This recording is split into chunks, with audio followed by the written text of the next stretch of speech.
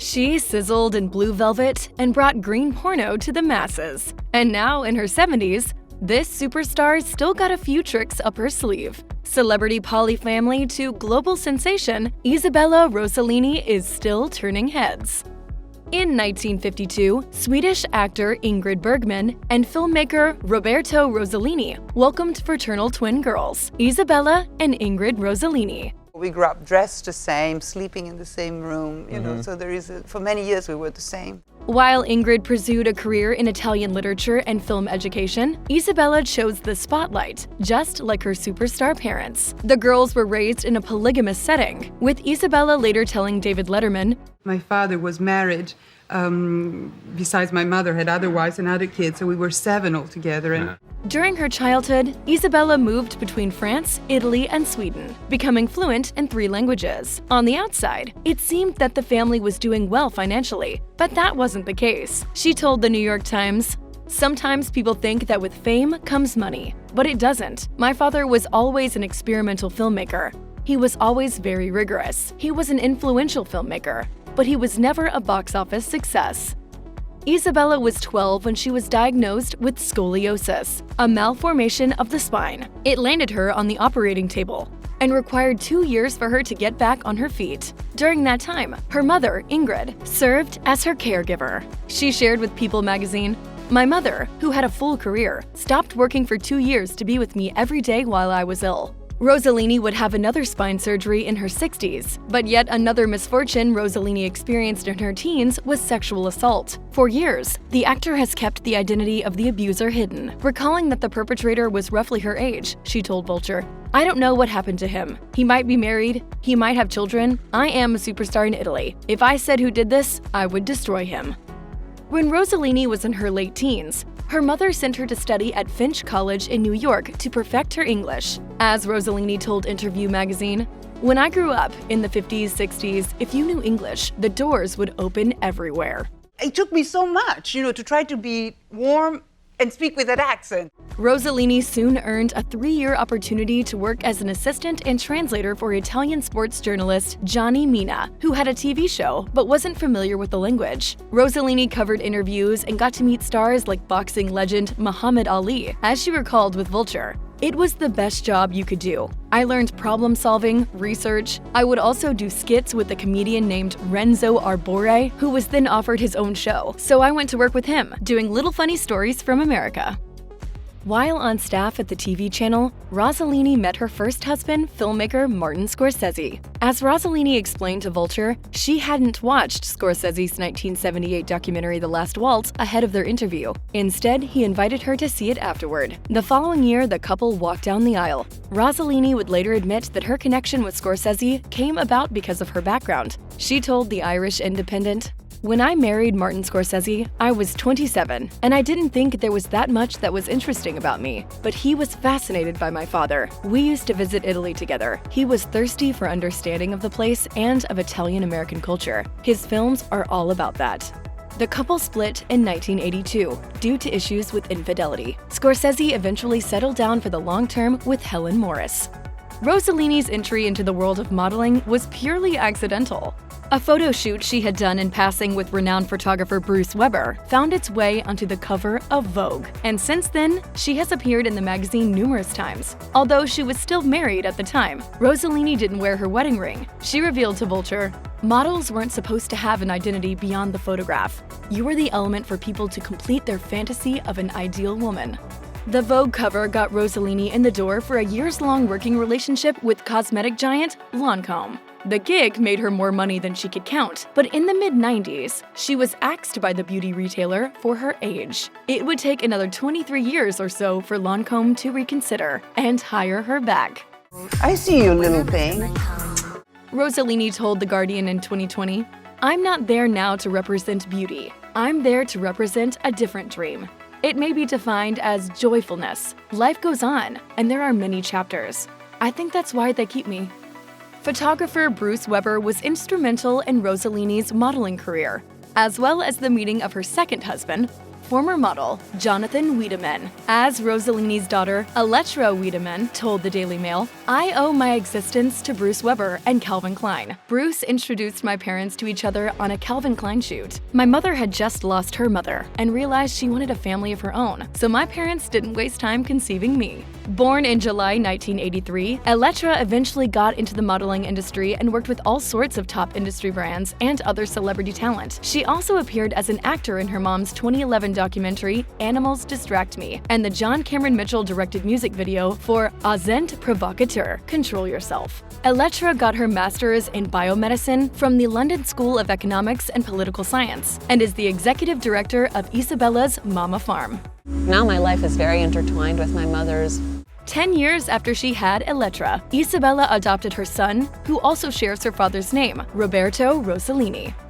In 1986, Rossellini starred in the David Lynch-directed Blue Velvet. The role was meant for British star Helen Mirren, but she declined it. In the multiple award-nominated flick, Rossellini plays Dorothy Valance, a nightclub songstress whose family's kidnapping leads to a whirlwind romance. Rossellini was subsequently thrust into the limelight, as graphic themes sparked mixed reactions from the public. Look, I'm sorry, just let me leave. No way! I want to see you get undressed! According to renowned movie critic Roger Ebert, some of the movie's explicit moments came at the expense of the actor's mental wellness. He wrote, "The movie is powerful, challenging, and made with great skill, and yet it made me feel pity for the actors who worked in it, and anger at the director for taking liberties with them."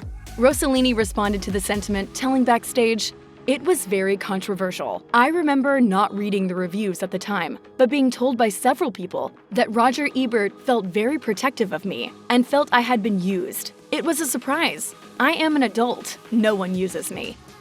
Rossellini and David Lynch first met after Rossellini had wrapped up her first role in the United States in White Nights. They worked together on Blue Velvet and dated afterward, bringing Rossellini's relationship with Jonathan Wiedemann to a halt. But these two weren't destined to last forever either. According to Rossellini, there were no signs that anything was wrong in their relationship. She told one German outlet, "All my instincts had told me that we were a happy couple."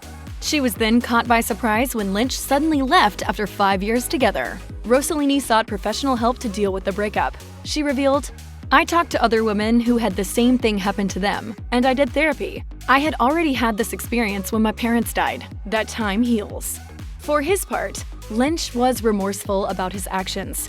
Speaking to Vulture about the split, he said, "I might have wanted to shut the door and not leave a squeak of light coming through, but I feel bad about cutting it off that way."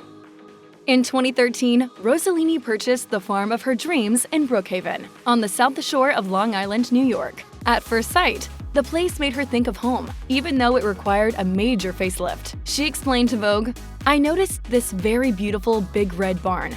It reminded me straight away of Sweden. As soon as I saw it, I loved it." Rossellini transformed the rundown property into a barn-like residence with a pool and gym and packed it with farm animals. She named it Mama Farm, telling Charlie Rose, "A lot of people call it Isabella's farm. And I said, it cannot be called Isabella Farm because I'm going to die." Having opened up her farm to the public, she explained that Mama Farm was an ode to the mothers and children who visit, in order to learn about plants, animals, and fruit. Look at this one, it's called the Polish. Has an incredible hairdo. According to the Mama Farm website, a stay in the Serene Haven costs $350 per night. In April 2024, Rossellini unveiled the Mama Farm Foundation. Through a post on Instagram, she announced the sale of ponchos made by wool from Mama Farm's sheep to help fund the effort. Rossellini's daughter, Elettra Wiedemann, welcomed her first child in January 2018. As for her reaction to becoming a grandmother, Rossellini wrote in an Instagram post, "On Ronan's 3rd birthday, here is the photo of our first encounter after a long night of my daughter's labor. I even fainted and I didn't give birth. I am the Nana, but was overwhelmed with emotions." In 2018, Rossellini, Elettra, and her partner Caleb Lane, Roberto, and Ronan turned heads while walking down a Dolce & Gabbana runway together. It was Ronan's first modeling gig. Wiedemann and her future husband, Pretty Little Liars actor Caleb Lane, shared more good news in June 2021, when their second child, Vigo River Lane, was born. It appears that the job of a grandparent is close to Rossellini's heart. In May 2024, she posted a picture of herself holding a baby's hand with the caption, I love being a grandmother, a nana. Rossellini's love for animals began at a young age. In a reminiscent Instagram post, she shared that her family would often have a lamb brought in for Easter celebrations. But as she recalled, "I think it was killed for our meals. Of course, I never realized that and just kissed it as much as I could." I am known as the praying mantis. In the late 2000s, she starred as the narrator and illustrator in the educational series Green Porno, which explored animal mating tendencies. Then, in 2020, Rossellini brought her talents online in yet another animal-related show dubbed Sex and Consequences. Just a year prior to that, she had graduated from Hunter College. She announced, "Finally got my master's degree on animal behavior and conservation. The ceremony was most touching and inspiring. Hillary Clinton delivered the commencement speech. I am overwhelmed with emotion and gratitude." Rossellini is most happy when she's surrounded by a lot of animals, and she clearly loves each of their unique personalities. The actor told German public media DW in 2020, "I have a little circus dog that I toured with in a show called Link Link Circus. She is the most obedient. The hardest ones are the sheep, because they are big animals, and the other day they just broke into my house." It goes without saying that Rossellini was destined to be an entertainer from the start. As a young girl, she spent a lot of time on set with her director dad, learning the ropes. Now in her 70s, Rossellini hasn't hung up her boots just yet.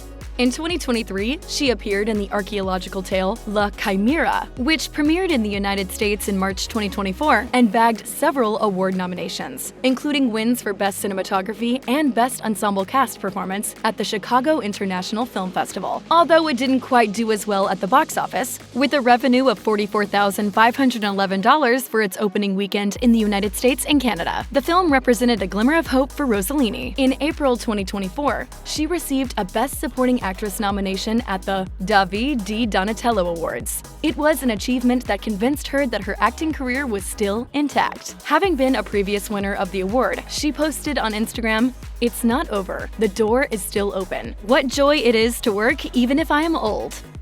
If you or anyone you know has been a victim of sexual assault, help is available. Visit the Rape, Abuse, and Incest National Network website or contact RAIN's national helpline at 1-800-656-HOPE 4673.